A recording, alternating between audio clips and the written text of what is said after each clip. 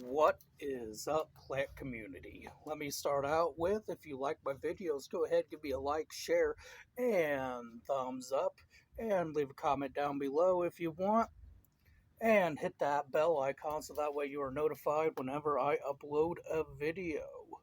So, today's video subject is going to be mainly for the people here up north, because you guys can grow them down south for most regions where it's just basically nothing. And it's quite easy. Unless you're in a certain region where it still gets kind of cold. But I'm going to be talking about this beautiful queen palm. How to care for the queen palm. So, the queen palm, say if you live in a region where it gets really cold, colder than it does here sometimes, where temperatures can still drop below zero like it does here sometimes. You want to, of course, keep them in the pot and put them inside for the winter to overwinter them. Just take note that these palms are quite tall and they are fast growers.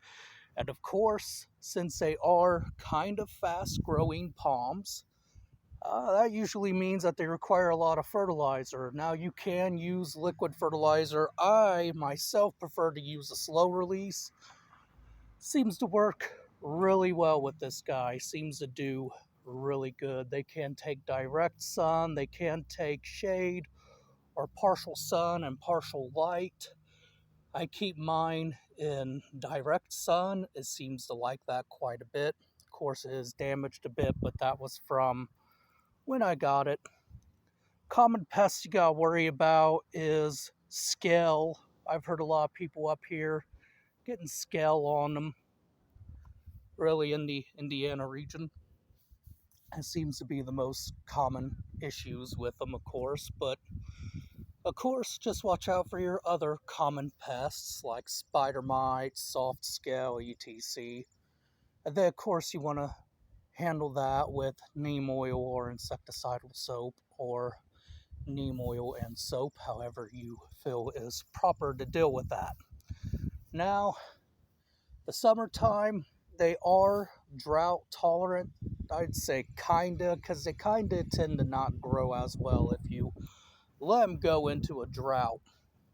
And I think the main reason why they don't do as well is because, well, they got to conserve as much water and energy as they need in case of that.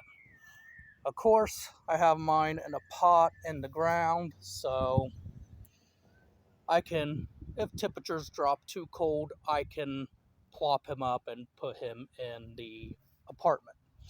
Now, they can take temperatures down to 20 degrees, 26 degrees.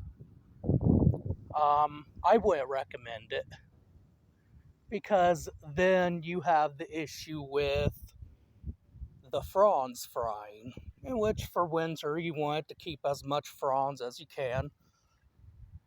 And of course, it's important to keep the inner spear quite away from cold snow or cold rain. I will test it a little bit in the cold rain, long as it ain't too cold, that is. So like my Majesty Palm, it's experienced cold rain and done just fine. So I'm sure where I live at, if it could take some cold rain and be fine within the spear, it'll be fine too. But just expect that the Queen Palm might be more prone to mildew building up in the spear, which then you gotta treat that, and it could cause the rotting of the main part, which is the spear, which is the thing you want to keep going. So it's important to note that. If you live in a northern region like I do, you might want to just let them take temps down to 35, 33 at the most, and even that could be a little risky. If you decide you want to plant them in the ground, you want to really protect that root system. You want to protect it by mulching or mulch and maybe put some lights down there. And plus, you want to protect the canopy of the palm and the spear and all that, which is going to be very important to do. It's going to be very important to keep this palm alive during the winter time, and the spear. You don't want that spear to, like I said, get fungus in it or anything like that that can cause it to just rot in the middle. But other than that, they are fairly easy. They're fast growing. So since they're fast growing, usually the roots are pretty fast growing.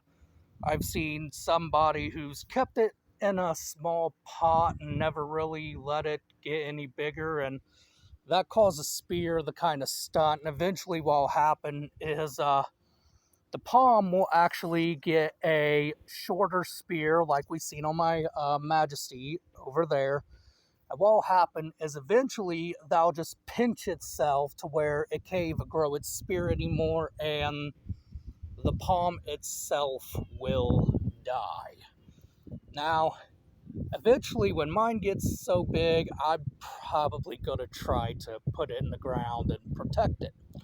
There are several ways of protecting it. One is a box and keeping a small heater in it, or wrapping it with Christmas lights.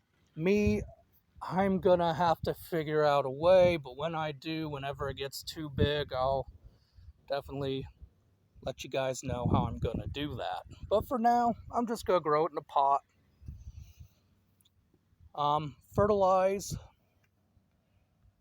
Fertilize when you can on these, about every 2 months. If you have liquid fertilizer, not 2 months, I mean every 2 weeks, sorry about that. Every 3 months with slow release, at least I think that's what my slow release is. So like I said, it seems to work for it. Of course, you want to make sure that it has the potassium and all the nutrients that palms need to thrive and to be successful within your garden. Like I said, they're fairly cold hardy here due to everything that's going on, including, if you believe it, the climate changing a bit. These are just one of the palms now I can kind of keep out in the garden for most of the year. October's an extended summer anymore, but so yeah, that's really it for the queen palm. Really ain't too much to it. It's kind of simple, kind of easy. Just look for pests and of course treat it accordingly. And yeah, hope you guys enjoyed this video. Have a good rest of the day.